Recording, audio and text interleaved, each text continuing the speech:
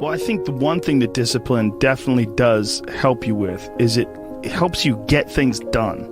And when you get things done, when you actually do things, you have more success. If you have more success, sometimes a big part of success is just not being fucking lazy and just doing it. Yeah. That's like 90% of it is just showing up. Get there and start working. Like, you're not going to feel perfect every day. If I only worked out when I felt good, I'd be a fat fuck. Because there's a lot of days I don't want to do it. It's pretty much the same with everybody that actually gets good at something. That there's got to be those days you push through. And they're probably going to be more numerous than the days you don't. And so the benefit of discipline in my eyes has always been that through discipline, I get things done.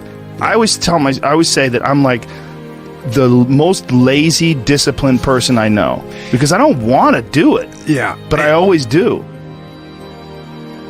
One of the big problems is sitting down and doing the work. Mm-hmm. And you got to, and Pressfield talks about that in the most concise and beautiful way, and he labels it like an enemy. He calls it resistance. Mm-hmm. And that you have to sit down, you have to overcome resistance, and that the pro goes to work. And it doesn't matter if you're sick, doesn't matter if you have kids, it doesn't matter what, you're a pro and you go to work. And that just, it puts it in your head that this is what I do. This is what, and you have pride in that. And then when you are in front of that keyboard and you look down at the count, it says, I got 1,000 words today. I put 1,000 words in. You're doing the work, and out of that work, gems blossom. Little things, but you might have a day where you just write nothing but dog shit. So what? Show up again tomorrow, and tomorrow out of that dog shit, a flower will emerge.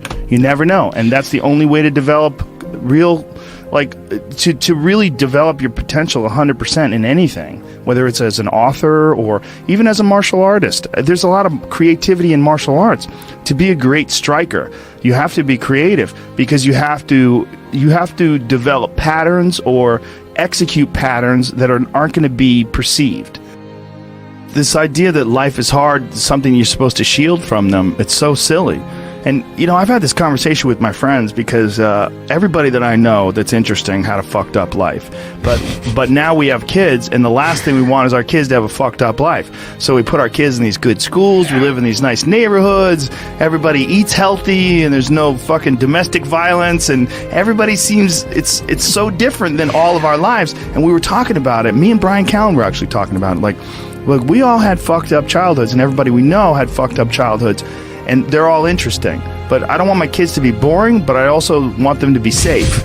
So it's like, how do you approach that? I mean, I think you get involved. This is what I've chosen to do, is get my kids involved in martial arts and give them the opportunity to pursue difficult things, and understanding that through pursuing these difficult things, like in accomplishing stuff, like you learn something about yourself. You learn that you have this ability inside of you to overcome.